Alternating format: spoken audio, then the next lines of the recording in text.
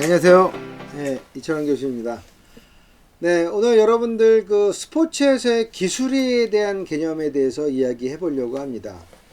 여러분들 그 다윗과 골리앗이라는 책 혹시 본 적 있습니까?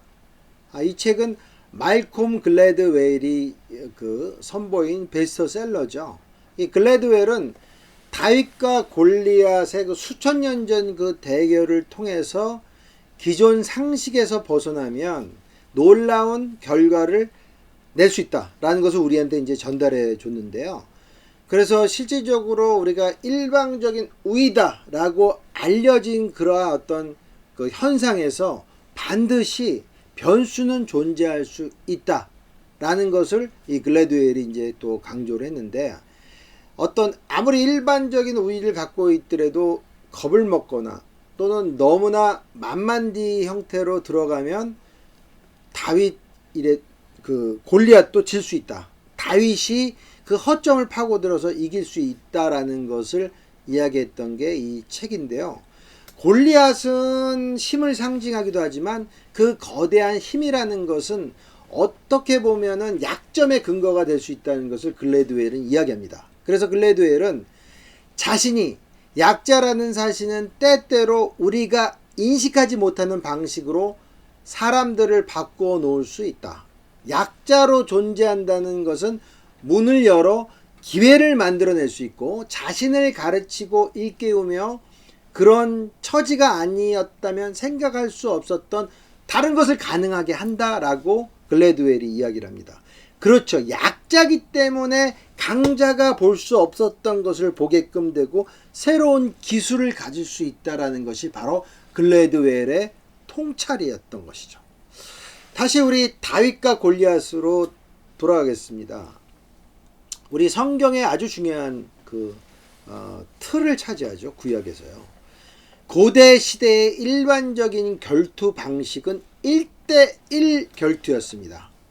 골리앗은 아주 정교하고 무거운 그 갑옷을 입고 창과 방패를 들고 결투를 하는 스타일이었어요. 근데 굉장히 성경에 보면은 큰 키를 자랑한다고 나왔죠. 지금으로 따지면 2m도 훨씬 넘는 걸로 이제 저도 알고 있는데요. 그래서 근접 전투에서는 최적화된 무거운 갑옷, 그 다음에 아주 잘 그 방어할 수 있는 그런 갑옷과 장신구를 착용했는데, 이게 문제는 뭐냐면 원거리에 있는 적과 싸우기에는 이 지금 그 착용한 갑옷과 장신구는 허점을 내보일 수밖에 없는 형태라는 것이죠.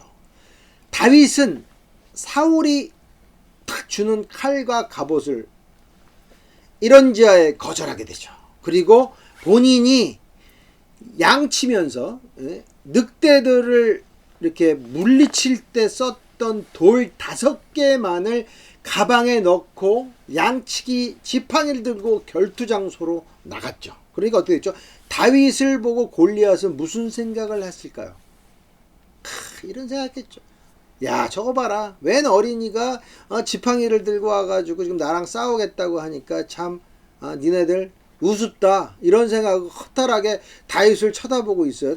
벌써 키 차이만 해도 뭐 1m, 50m 이상 차이가 났을 것 같이 판단이 드는데요. 그러니까 웃기다고 생각하고 있죠, 골리앗이.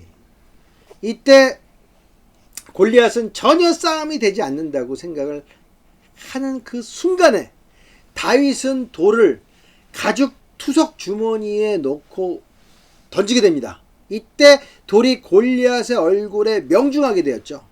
그 돌 주머니에 골리앗은 기절해서 탁 쓰러지게 되고, 다윗이 이때 정광석화처럼 달려가서 골리앗의 칼을 뽑아가지고 탁 그의 목을 베었다는 게 우리 구약에 나오는 그런 이야기인데요.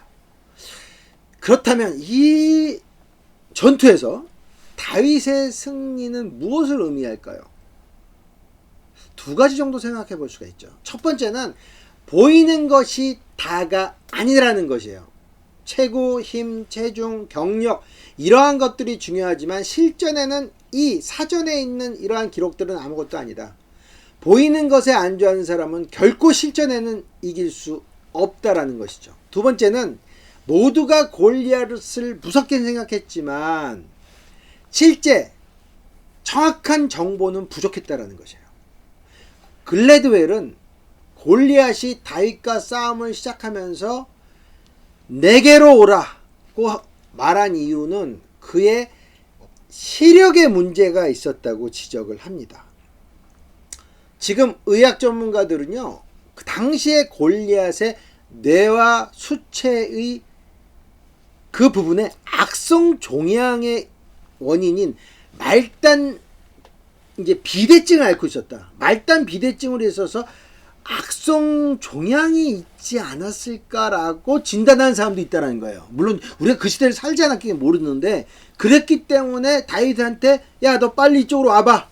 잘 안 보이니까요. 이렇게 얘기를 했을 거라는 것이죠. 말단 비대증의 합병증은 당연히 시력에 문제가 생겨요. 그래서 그가 시력에 문제가 있었기에 항상 보조 병사와 같이 다녔다는 거예요. 이게 성경에 나오는 거죠. 그러니까 상당히 느리게 움직여요.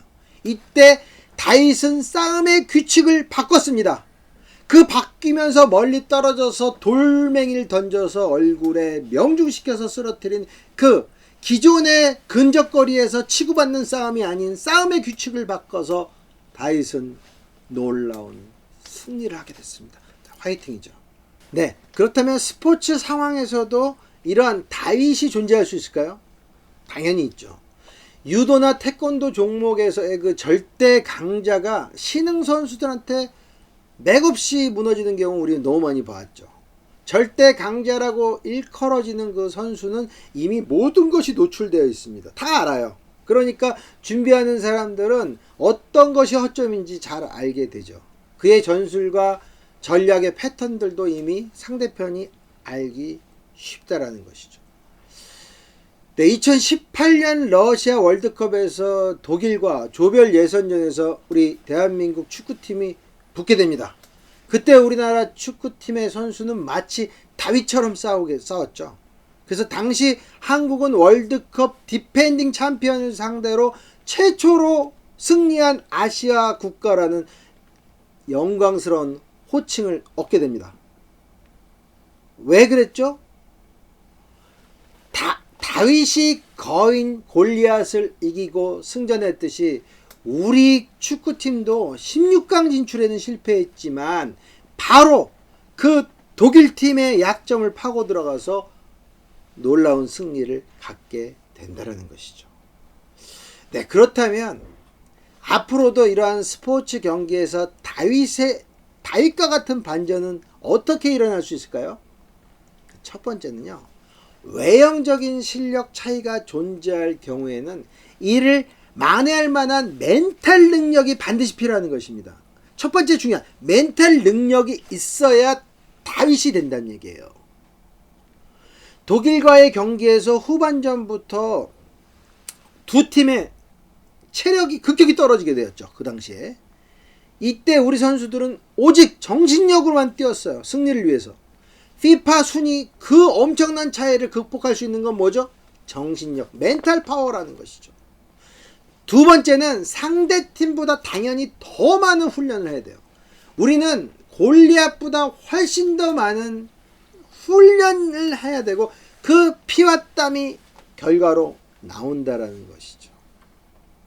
그래서 스포츠에서 다윗이 되기 위해서는 팀이나 선수 모두가 우선적으로 목표를 명확하게 인지하는 것이 중요해요. 목표가 명확해야 정신력이 생겨나는 것이죠. 멘탈 파워는 목표 없이는 절대 생겨나지 않아요. 내가 우승, 준우승이라는 그런 명확한 목표가 있어야 된다는 거죠. 정신력이라는 것은 바로 우리가 이야기하는 스포츠의 또 다른 이름입니다. 우리가 아는 수많은 명승부의 핵심은 정신력의 게임이었다라는 것이죠. 저는 우리가 한번 소개한 적이 있는데요. 이 이야기하면서도 불현 떠오르는 그 스포츠 스타는 바로 요기베라입니다. 여러분들 요기베라 안 보신 분들 꼭 한번 다시 우리 스포츠 인문학 TV 전 거 한번 보셨으면 좋겠어요. 뉴욕 양키스의 전설의 포수 출신이자 나중에 이제 뉴욕 매체 감독을 역임하셨던 요기베라는 엄청난 명언을 남기셨죠. 끝날 때까지 끝난 것이 아니다. 이 말은 저의 인생의 좌우명이기도 합니다. 절대 끝날 때까지 끝난 게 아니에요.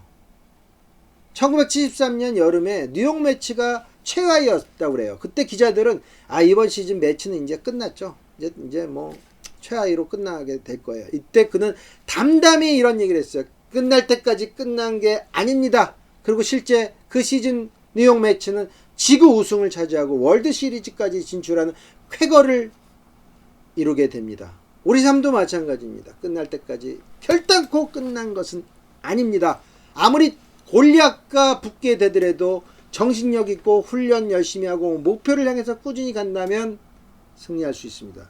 그게 바로 인생이기 때문입니다. 그게 바로 스포츠이기 때문입니다. 스포츠의 매력은 바로 반전에 있다고 생각합니다. 당연한 것이 당연한 궤적을 벗어날 때 스포츠의 묘미가 있는 것 아닐까요? 반전이 일어나기 위해서는 다윗처럼 정확한 목표, 골리앗이라는 정확한 목표를 향해 나아가고 정신력과 투지를 가지고 연습을 엄청나게 했을 때 바로 묘미, 반전의 묘미가 일어나는 것입니다. 다윗이 가족들을 지키기 위해서 양을 늑대로부터 지키기 위해서 훈련했던 돌 던지는 그 실력은 실전에서 자연스럽게 투영돼서 최고의 전사라고 평가받던 골리앗을 쓰러뜨리고 그 전투에서 이기게 됩니다. 우리가 여기서 배울 것은 바로 이것이지요. 지레 겁먹지 말아라. 그리고 우리는 목표가 있으면 꾸준히 나가서 그 의지만 있으면 성공할 수 있다라는 것입니다. 우리 삶도 마찬가지 아닐까요? 힘들고 어려울 때 꾸준하게 살아가는 것, 끝날 때까지 끝난 것이 아니다라는 정신으로 하루하루 최선을 다하는 것, 우리 신이 준 그 소명의식을 갖고 사는 것이 바로 저와 여러분이 이 인생을 살아가는 승자가 되는 비결이라고 생각이 듭니다. 네, 여러분, 이 겨울 다윗을 다시 한번 생각하면서 우리 삶에 대한 승자가 되기 위해서 최선을 다해 나가기 바랍니다. 네, 여러분은 바로 여러분 삶의 별입니다. 네, 고맙습니다.